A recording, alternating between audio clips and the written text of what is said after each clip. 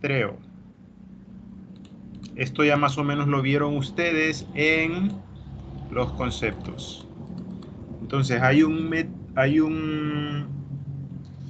tipo de muestreo que es probabilístico, que está basado en probabilidades de que un individuo que pertenece a una muestra que es sobre la que estamos haciendo un estudio y a su vez esta muestra es parte de una población, tenga la posibilidad de ser encuestado. Ese sería el concepto de probabilidad. Entonces hay un muestreo aleatorio simple, que es el mismo aquí que dice muestreo aleatorio, que es un muestreo en el que todos los individuos tienen la misma posibilidad de ser elegidos para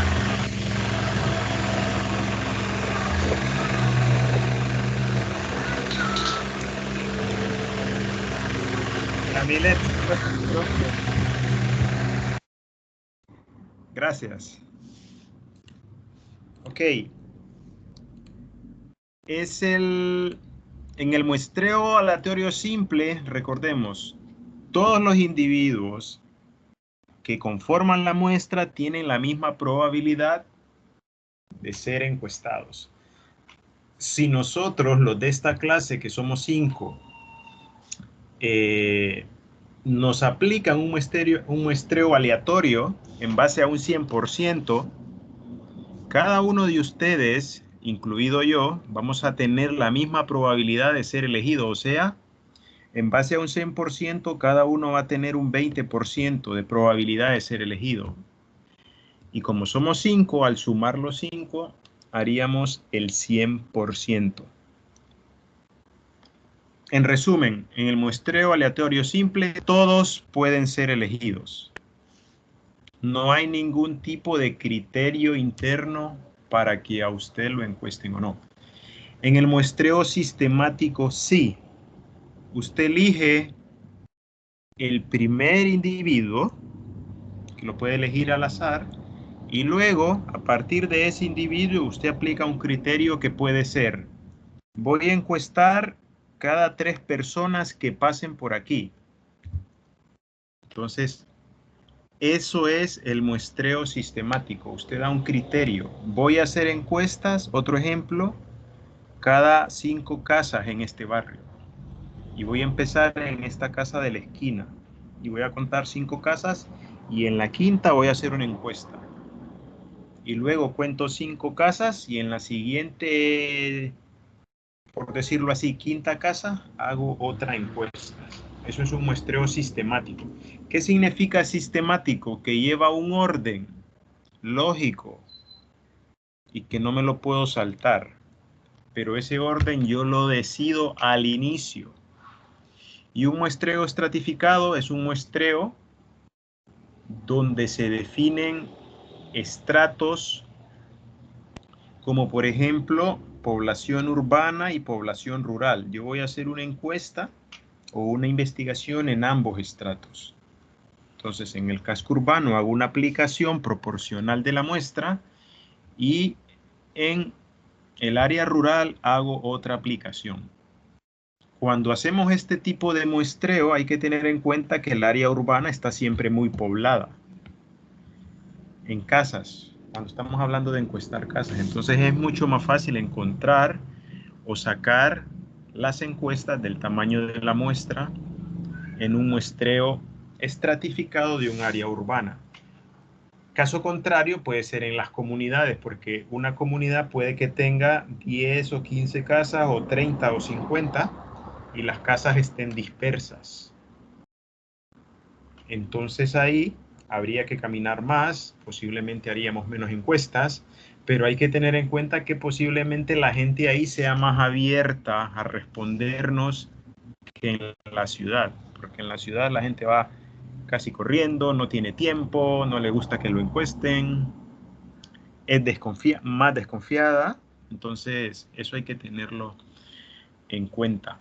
Si el muestreo es en un área rural, usted puede tener el criterio de encuestar cada 3 o 5 casas, pero la mayoría de investigaciones no hacen eso, porque al hacer eso en un área rural donde hay pocas casas, nunca vas a terminar las encuestas, sino que vas encuestando a la casa que te encontres, porque las casas no tienen un orden en el territorio, así como aquí que tenemos cuadras, manzanas y está todo bien diseñado. ¿Alguna consulta con eso? Y el muestreo en cuotas es por tamaños de personas a encuestar. ¿Tienen consultas con los tipos de muestreo probabilísticos? Los probabilísticos son muestreos numéricos, estadísticos, como la palabra lo dice. ¿Consultas, comentarios? ¿No? Aquí abajo pueden tener las definiciones. Esto yo se los voy a pasar, este Excel. Aquí está qué es el muestreo aleatorio simple, la ventaja, qué es el muestreo estratificado, qué es el muestreo sistemático.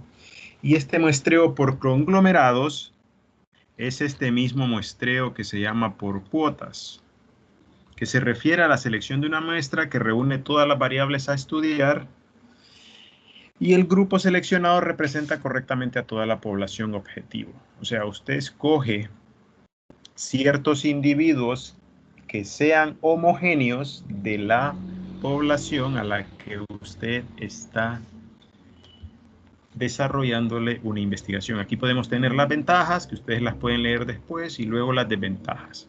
Pero cosas que quiero que sepan es que como estamos en una clase cuantitativa, nos vamos a centrar en un muestreo probabilístico más aleatorio simple y sistemático. ¿Ok? Y posiblemente estratificado dependiendo cómo querramos enfocar la investigación. Y aquí está el muestreo no probabilístico, o sea, es no estadístico, y ese muestreo aplica exclusivamente a investigación cualitativa. Ya han hecho ustedes tareas, cuadros comparativos de la investigación cuantitativa versus la investigación cualitativa. Entonces, tengamos en cuenta que cada una de estas investigaciones o enfoques tiene su tipo de muestreo. En el caso del no probabilístico o no estadístico, tiene un muestreo por conveniencia, que yo voy a entrevistar, escuchen bien, no voy a encuestar, voy a entrevistar por conveniencia a quienes yo quiero. Es como teledirigido, yo le voy a hacer la investigación a usted y a usted. El muestreo por conglomerados, que también tiene que ver con el muestreo en cuotas, que es el mismo concepto, pero aplicado a la parte cualitativa, el muestreo intencional, que tiene mucha relación con la conveniencia, porque yo hago que pase a quien yo quiero entrevistar.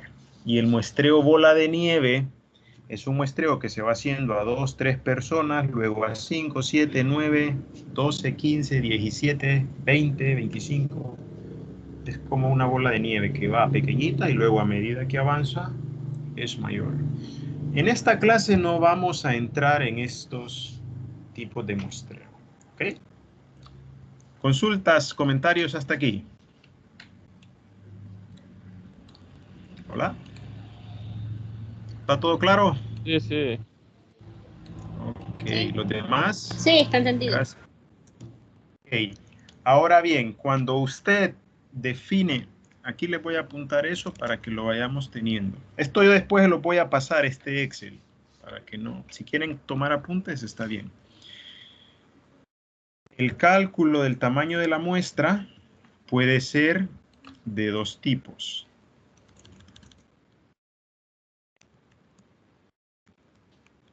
Uno es para poblaciones finitas y otro es para poblaciones infinitas. Poblaciones finitas son las poblaciones, valga la redundancia, que se conocen sus tamaños o la cantidad de individuos que conforman la población. Ejemplos. Población de Barrio Lempira. Eso es una población finita, porque yo voy a la municipalidad y puedo investigar ese dato.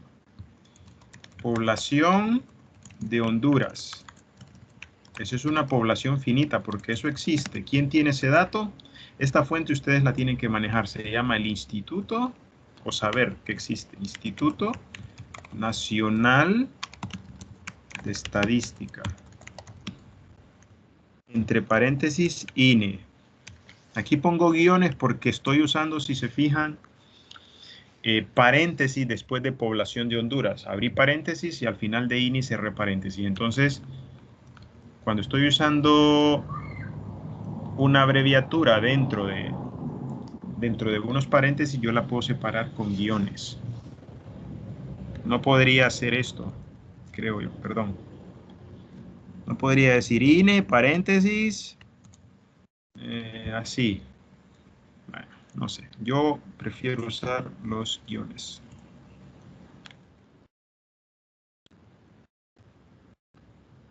El Instituto Nacional de Estadística es el ente oficial del gobierno de Honduras autorizado para hacer censos. Aquí ese es otro concepto. Un censo es encuestar el 100% de la población. Y una muestra es encuestar un porcentaje de una población. Le voy a escribir eso aquí porque yo creo que es importante que lo sepan. Encuestar el 100% de la población. ¿Ok? Y esta población pueden ser casas, vamos a decirlo, viviendas, personas. ¿Okay? En el caso de que vamos a encuestar personas. Y muestreo es encuestar una pequeña porción de la población. Entonces, el censo siempre lo aplico a la población total y el muestreo siempre lo aplico a un porcentaje de la población. ¿Entendimos eso? Sí. Sí, sí. Gracias. Esta es la fórmula, chicos, que vamos a utilizar en la clase. Solo vamos a trabajar con tamaño de la muestra para poblaciones finitas en esta clase. Ahora bien, también existen poblaciones infinitas. Son aquellas poblaciones de las cuales no se conocen la cantidad de individuos que la componen. Por ejemplo, alguien me puede decir, yo quiero hacer una investigación,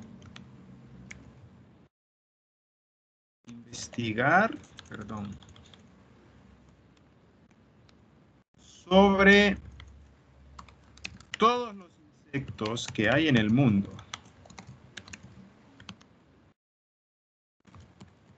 Entonces, este dato yo no lo puedo contar. Y como no lo puedo contar, se vuelve infinito. Otro ejemplo. Quiero investigar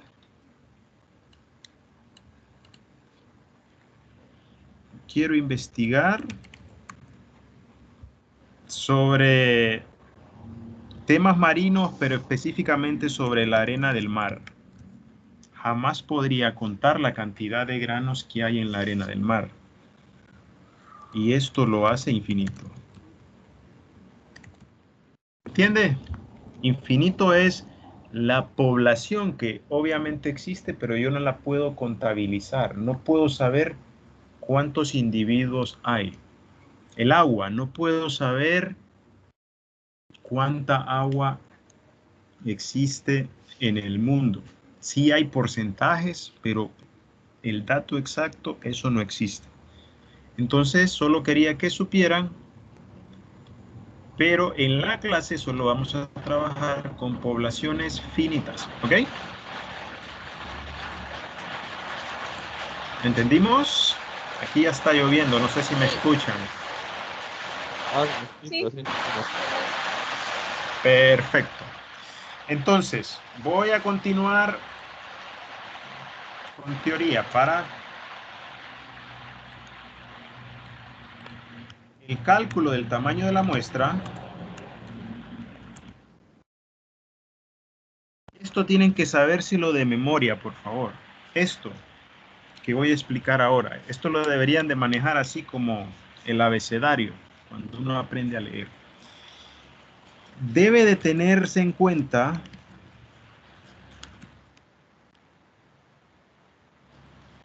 dos criterios estadísticos.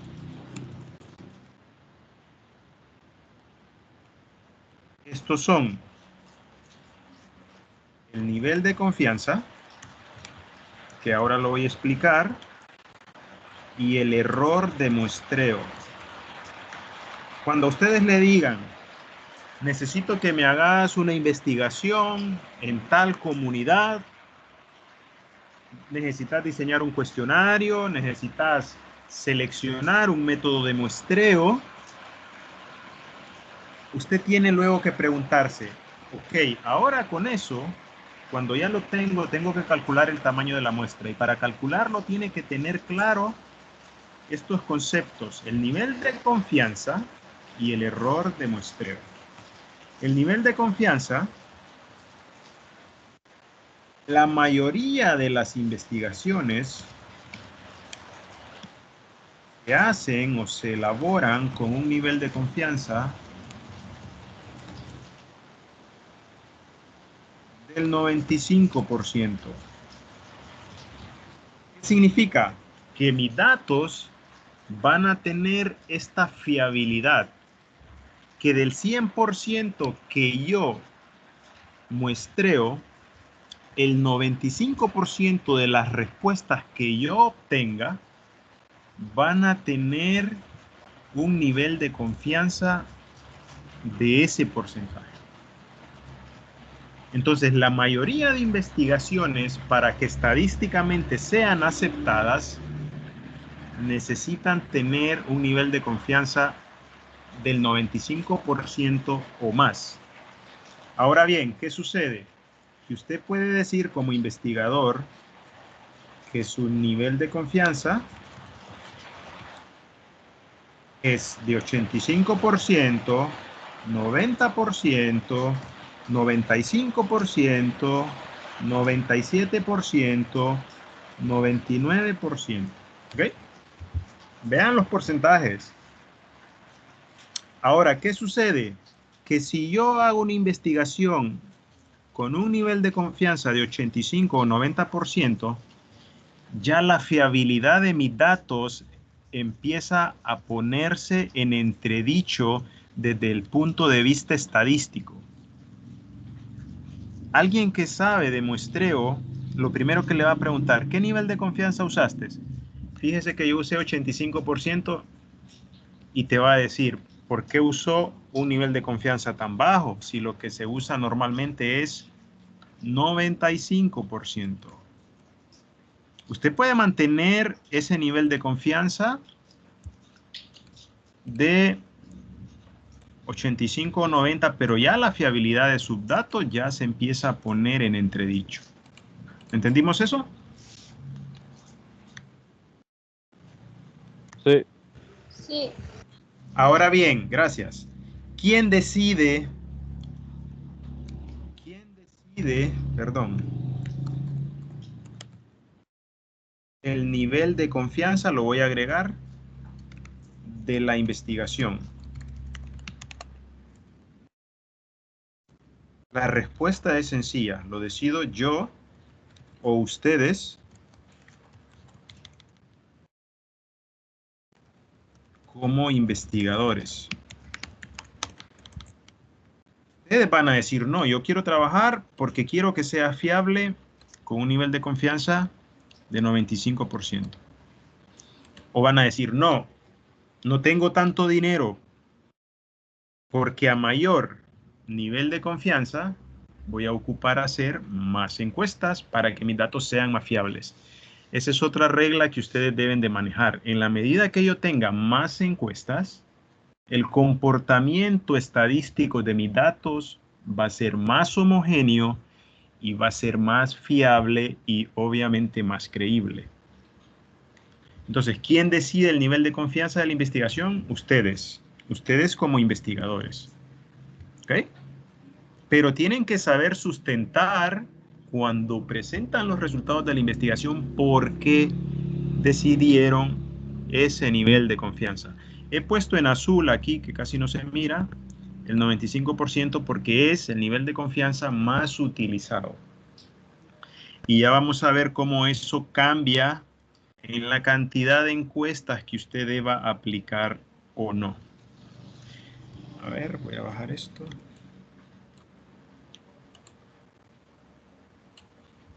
Consultas con el nivel de confianza. El nivel de confianza ya se lo voy a mostrar en una gráfica para que ustedes lo entiendan mejor. Estoy un poco improvisando que Excel es mi PowerPoint, así que... A ver, ¿dónde está? No, no me lo pegó. Permítanme. Para que entiendan ustedes el concepto, perdón, de... Aquí está.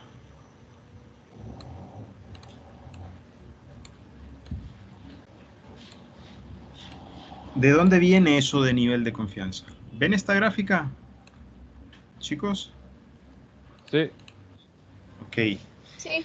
Esa Sí. gráfica, si ustedes no han llevado estadística, o alguien que ha llevado estadística o matemáticas un poco relacionada a la estadística, eso se llama campana de Gauss. Gauss era un investigador que dijo que el comportamiento normal de los datos se llama normal porque inicia aquí, sube hasta este pico y luego baja de la misma forma. Hacia el lado derecho, cuando baja, tiene el mismo comportamiento que hacia el lado izquierdo cuando sube. Este valor aquí, donde tengo el mouse, tiene el mismo valor al otro lado de la gráfica. Entonces, este es un comportamiento normal de los datos. Este es el comportamiento ideal. Entonces, al hablar del nivel de confianza, significa que en esta recta del 100%, si alguien puede cerrar el micrófono. Gracias. Que del 100%, que es esta gráfica aquí abajo, el 95% tiene ese nivel de confianza. ¿Qué significa? Que todas las respuestas que ustedes den, o que las personas que encuestemos den, van a estar en este nivel de confianza. Y aquí hay una cola a la izquierda que representaría el 2.5% y hacia la derecha el 2.5%. Ese sería el margen de error de mis datos. Tengo una confianza de 95%, pero tengo un margen de error de 5%. Ambos me suman 100%. Entonces, yo puedo tener un nivel de confianza de 85, de 90, pero si usted lo tiene de 85, esta gráfica va a pasar aquí. Ya le voy a decir más o menos. Esta gráfica, el límite ya no estaría ahí, sino que estaría aquí. Para que ustedes se hagan una idea. Ahí. Y al lado derecho estaría aquí. Mi límite inferior y superior se va disminuyendo. Y si yo lo bajo de 90 a 85, estaría aquí. Entonces ya mi error, ¿dónde está mi error? Mi error está aquí. De aquí para acá. O de aquí para acá. Entre menor es la confianza, si ustedes se fijan, mayor va siendo el error. Y en la parte central vamos a tener la media. La media es el dato medio o lo que ustedes conocen como promedio. ¿Entendieron el concepto este? Luego lo voy a ir explicando en la medida que vayamos haciendo los ejercicios. ¿Tienen alguna consulta?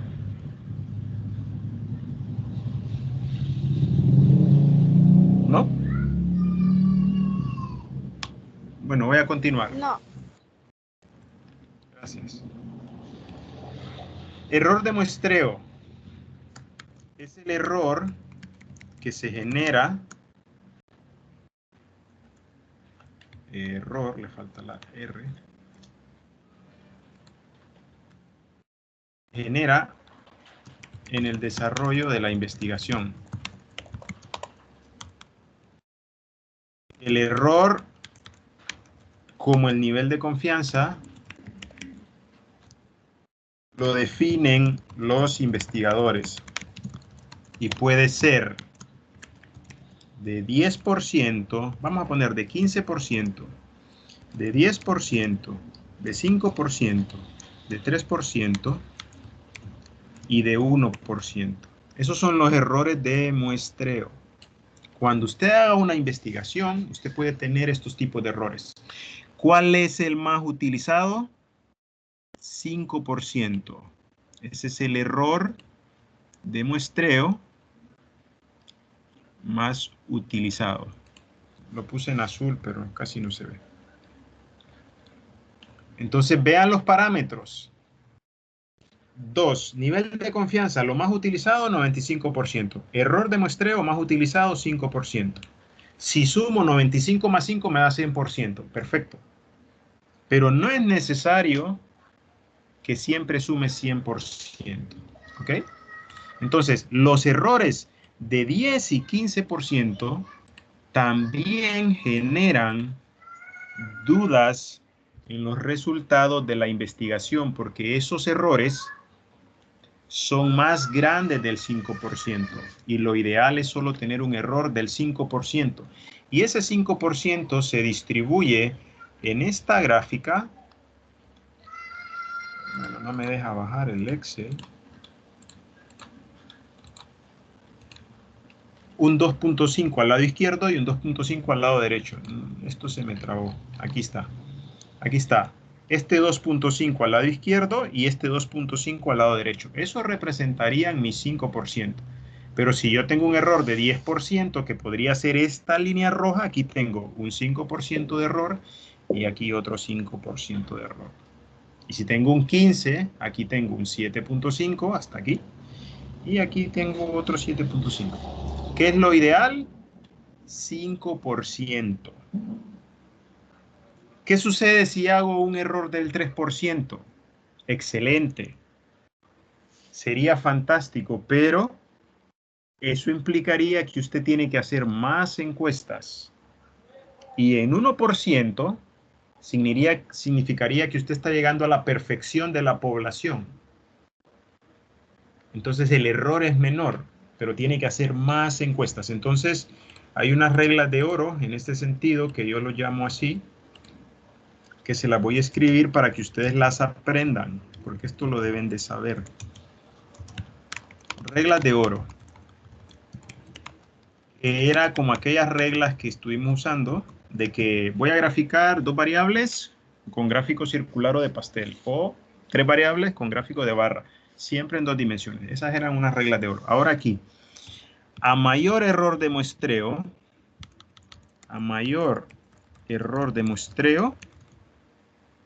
se realizarán menos encuestas.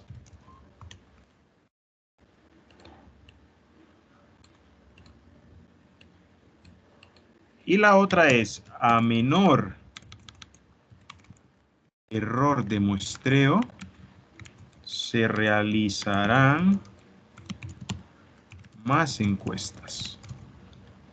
O sea que si yo quiero un error de 3%, tengo que aplicar más encuestas. O si quiero un error de un 1%, tengo que aplicar mucho más encuestas porque significa que estoy haciendo casi un censo. Un censo es encuestar el 100% de la población. Y aquí solo estoy teniendo un 1% de error. Quiere decir que el 99% de mis datos son muy fiables. Entonces casi estaría llegando a censar, que es ilógico porque para eso está el muestreo. Ideal, 5%. ¿Ok? Lo voy a apuntar aquí. 5% es el error de muestreo aceptable, en mayúsculas para que lo recuerden, estadísticamente. Estadísticamente. Si yo trabajo con 5%, perfecto. Si trabajo con 10, ya mis datos entran en duda. Si trabajo con 15, peor. Y en el nivel de confianza, igual. Ideal, 95%. Si le pongo 97 o 99, excelente, pero lo ideal es 95. Si pongo 90 ya entro en duda y si pongo 85 como nivel de confianza ya dudan más de mis datos. Cuando digo dudan más de mis datos es dudar desde el punto de vista estadístico. Ya los datos no tienen tanta consistencia y obviamente no tienen tanta fiabilidad. Ahora, ¿cómo se calcula el error de muestreo? Se calcula con esta fórmula que ustedes ven aquí. Esta es la fórmula para el cálculo del tamaño de la muestra para poblaciones finitas. Fórmula para el cálculo del tamaño de la muestra para poblaciones finitas, para poblaciones que conozco. Entonces vean aquí, Z, nivel de confianza. ¿Cuánto dijimos que era lo aceptado? ¿Lo recuerdan? 95.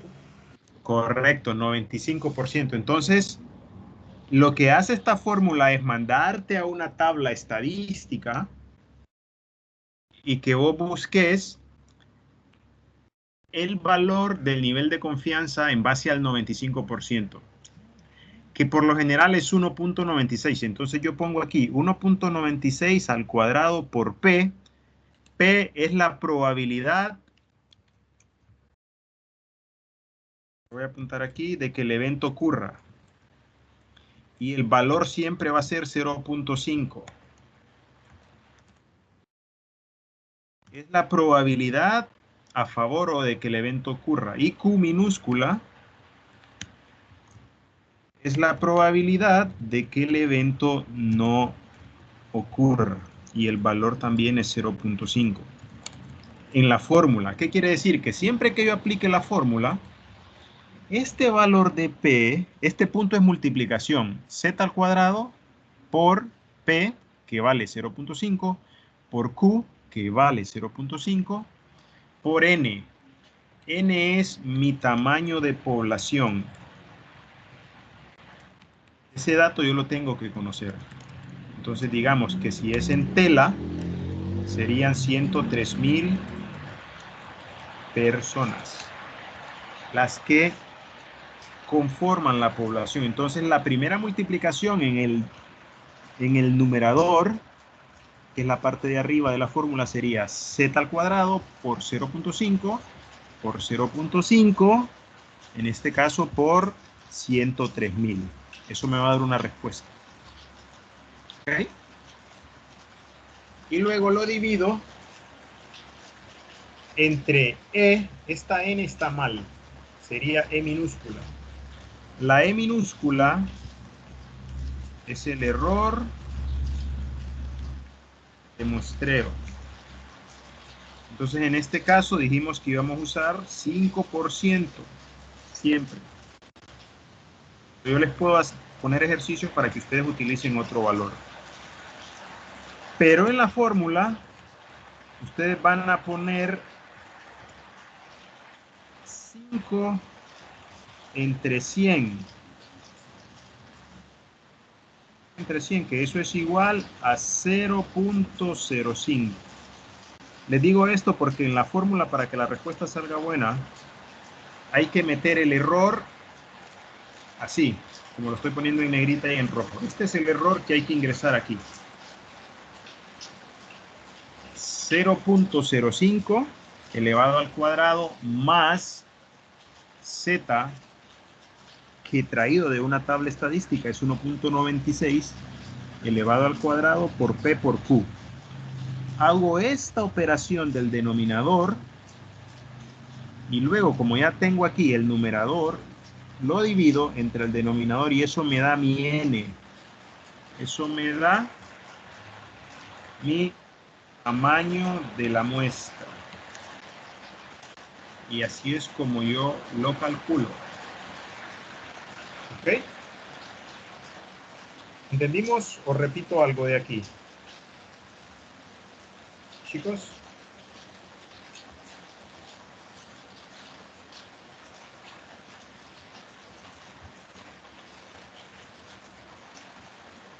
¿La? La N que se divide es minúscula, dijo, minúscula. No, esta n, esto es un error de la fórmula. Lo voy a tapar porque es un error de la fórmula, porque solo es E. La fórmula es así.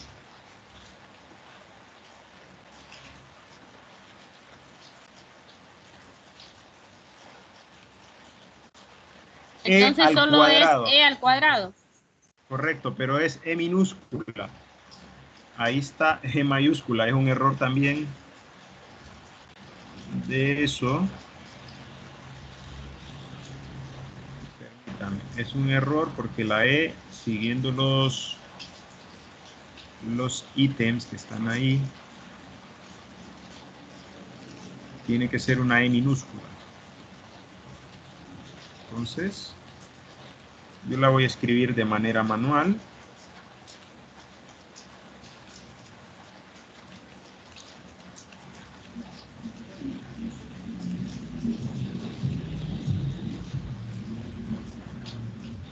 Así sería. E elevado al cuadrado. Esto lo vamos a practicar, no se preocupen. Esto lo vamos a practicar y todo lo que les he contado teóricamente, esto que he contado teóricamente, ustedes lo van a ver en la práctica. Van a decir, vamos a empezar a jugar, aumentando el nivel de confianza, disminuyendo el error y viceversa. Aumentando el error y disminuyendo el nivel de confianza para ver cómo nos sale el tamaño de la muestra. Recuerden que al final esta n, que está aquí en rojo, aplico esta fórmula para saber cuántas encuestas voy a aplicar en una comunidad, en un barrio, o en una ciudad, o en un municipio, o en el país, o en una región como la atlántica, la occidental, la oriental o la del sur. ¿Ok? La fórmula simplemente se aplica para calcular el tamaño de la muestra. Y ahí están todos los criterios de aplicación, pero los más importantes son el error de muestreo y el nivel de confianza. Mañana vamos a hacer ejercicios prácticos. ¿Tienen consultas?